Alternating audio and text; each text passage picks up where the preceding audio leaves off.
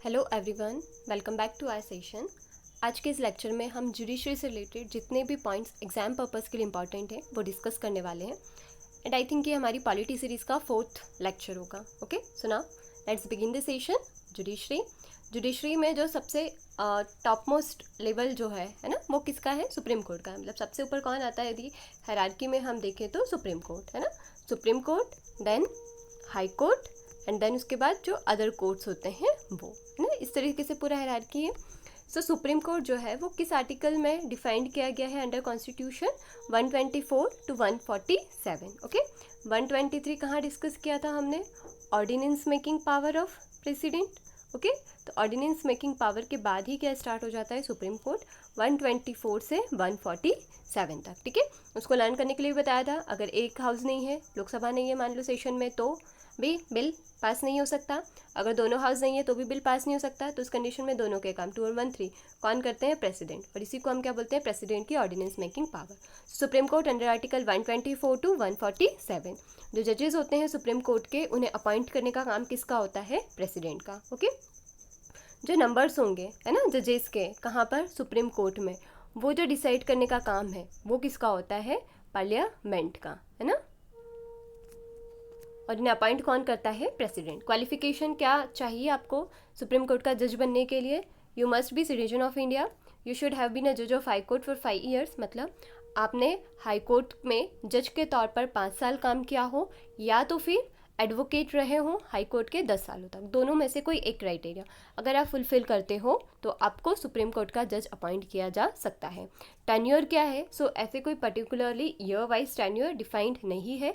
बस इतना बोला गया है कि वो कब तक ऑफिस में रह सकते हैं? 65 years ऑफ एज तक। ओके, यदि उन्हें इसके पहले रिजाइन करना है तो वो किसको लिखेंगे? रेजिग्नेशन लेटर प्रेसिडेंट को। अपॉइंट कौन करता है? प्रेसिडेंट। कौन से आर्टिकल में हम इनको डील कर रहे हैं?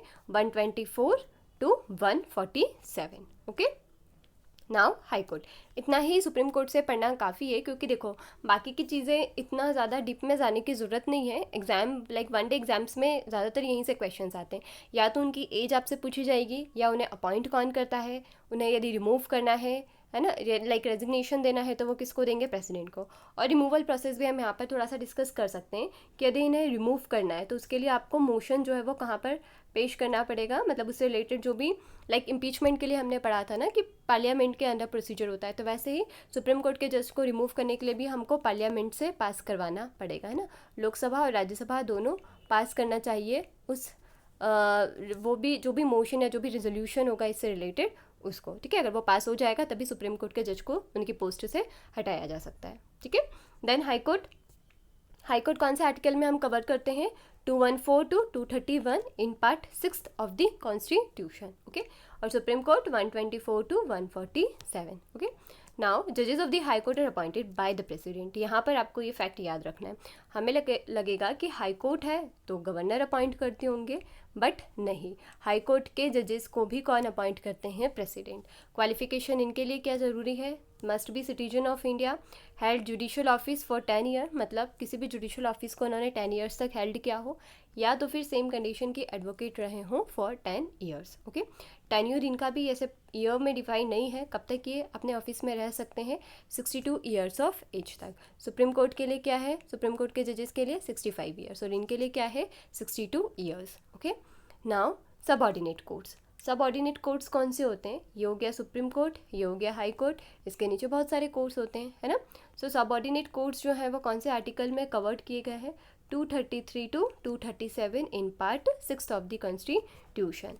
जो भी इनका अपॉइंटमेंट है, इनका पोस्टिंग है, इनका प्रमोशन है, ये सब यहाँ पर कौन डिसाइड करते हैं? गवर्नर। तो गवर्नर का रोल जुडिशरी में कहाँ आता है? जो डिस्ट्रिक्ट कोर्ट्स वगैरह, सेशन कोर्ट्स वगैरह होते हैं वहाँ पर। हाई कोर्ट तक किसका जुरिस्डिक्शन है? प्रेसिडेंट का, कि उन्हें अपॉइंट करने का काम, उन्हें रिज़ाइन देना है तो किसको देंगे? प्रेसिडेंट को देंगे। ये सब प्रेसिडेंट करते हैं। और सबऑर्डिनेट कोर्ट है तो गवर्नर करेंगे। जो डिस्ट्रिक्ट जज होता है वो हाईएस्ट जुडिशियल अथॉरिटी होती है डिस्ट्रिक्ट में। ठीक है, अब कई बार हम ये समझ नहीं पाते हैं कि डिस्ट्रिक्ट जज, सेशन जज, क्योंकि देखो सेम ही जज होता है, बट यदि वो सिविल केसेस को हैंडल कर रहा है तो वो सिविल जज हो जाता है, मतलब वो डिस्ट्रिक्ट जज हो जाता है। और अगर सेम क्रिमिनल केसेस को हैंडल कर रहा है तो फिर हम उसको सेशन जज कहते हैं। वैसे ही इसको हम डिस्ट्रिक्ट कोर्ट कह देते हैं, और सेशन जज है तो उसको हम सेशन कोर्ट कह देते हैं। ठीक है, सो आई थिंक इतना from the point of view of judiciary काफ़ी है, इससे ज़्यादा कुछ और पढ़ने की ज़रूरत आपको है नहीं। ठीक है, थोड़े से बस आप आर्टिकल याद रखें कि आर्टिकल कौन सा कवर्ड हो रहा है, 124 to 147, अपॉइंट कौन कर रहा है, प्रेसिडेंट, रिमूव कौन कर रहा है, प्रेसिडेंट, रेजिग्नेशन लेटर किसको दे रहे हैं, प्रेसिडेंट को, एज कितनी है, 65 ईयर्स है।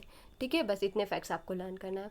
देन हाई कोर्ट में भी सेम चीज़ है, 214 to 231 पार्ट 6 में अपॉइंटमेंट प्रेसिडेंट ही करते हैं, इनका भी रिमूवल प्रेसिडेंट ही करते हैं। इनके लिए एज कितनी डिफाइंड है, 62 ईयर्स है। ठीक है, एंड देन उसके बाद सबऑर्डिनेट कोर्ट्स में ऐसे कुछ स्पेसिफिकली डेट दिया हुआ नहीं है। सिविल केसेस है तो डिस्ट्रिक्ट जज, क्रिमिनल केसेस हैं तो सेशन जज, 233 to 237 पार्ट 6 में। यहाँ पर जो अपॉइंटमेंट से रिलेटेड चीज़ें हैं, है ना, जो रेजिग्नेशन, प्रमोशन वगैरह जो है वो सब किसके अंडर में होता है, गवर्नर के। ओके, सो नेक्स्ट सेशन में मिलते हैं हम। Thank you.